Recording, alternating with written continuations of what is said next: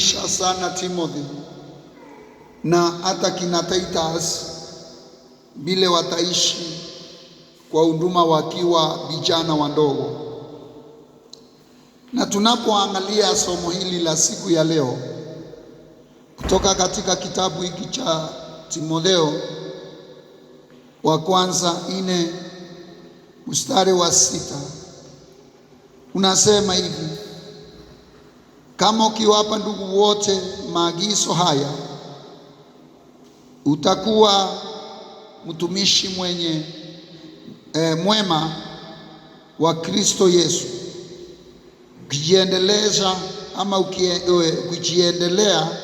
ukijiendelesha kiroho kwa maneno ya imani na mafundisho kweli ambayo wewe umeyafuata. Paulo alikuwa akimwongelesha huyu mtumishi wa Bwana aitwa Timotheo. Timotheo ni kijana wake Paulo wa imani, na tunaona katika ukurasa huu unatueleza jambo hili: kama ukiwapa ndugu wote maagizo haya, utakuwa mtumishi mwema wa Kristo Yesu, ukijiendelesha kiroho kwa maneno ya imani na mafundisho ya kweli ambaye wewe umeyafuata. Kuna mafundisho yaliyo na ukweli. Ndugu yetu Paulo akamwongelesha Timotheo, akamwambia, ewe Timotheo mwanangu, sikiliza, siku za mwisho kutatokea maneno yaliyo mengi mazito. Watu watakuwa wakupenda pesa, watajitafutia walimu kulingana na vile wao wenyewe wanapenda, na watafuatana na wale ambaye wanafundisha mafundisho yale ambaye wanapenda wao wenyewe. Na ndiyo tunaona ndugu yetu Paulo anamwongelesha Timotheo siku ya leo akimwambia, mwanangu, kama ukiwapa ndugu wako wote, ukipatia wale wengine ambaye ni vijana, wale wengine ambaye wameokoka, uwape mawaidha haya, uwape maneno haya, uwape mambo yaliyo na ukweli, hao wote wayajue na wafuatane na Kristo, hata wewe pia yatakuwa ni maneno ambayo yanakuza roho yako, yatakuwa ni mambo ambayo yanakuendelesha. Huyu ni Paulo anaongelesha Timotheo. Na tunapoendelea mbele kidogo, tukienda mstari wa 9, ndugu yetu Paulo anaongelesha kijana wake Timotheo.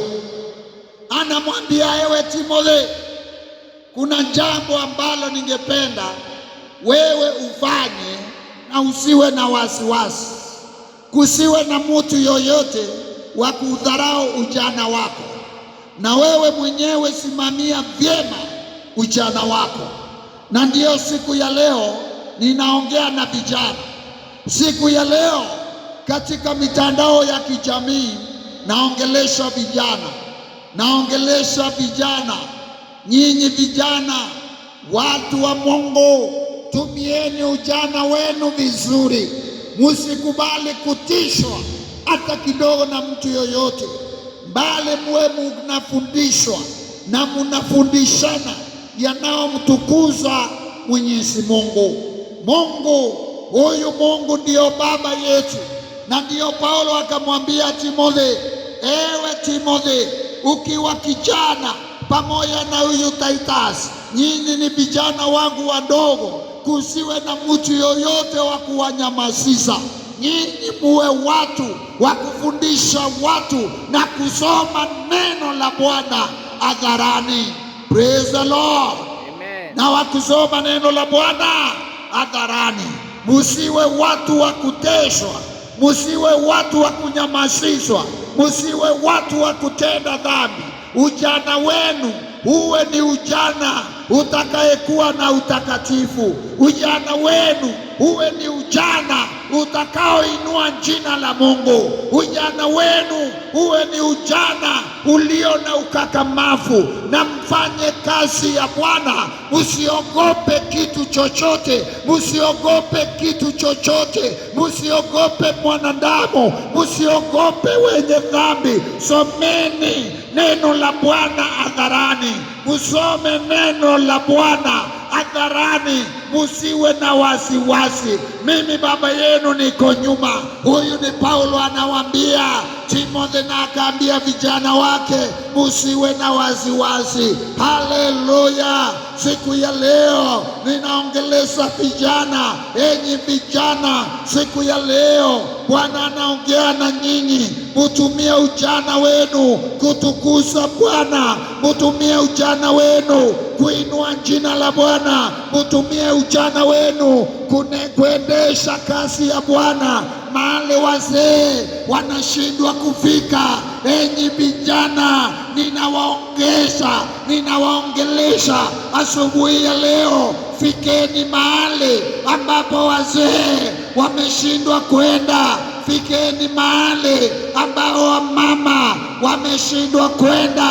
Nyinyi wenyewe muhubiri kazi, muhubiri neno la Bwana, muhubiri neno la Bwana. Musiwe na wasiwasi, kwa sababu Mungu ako upande wenu. Musiogope, musiwe watu wa dhambi, musitende dhambi. Achaneni na dhambi, mfuate Bwana.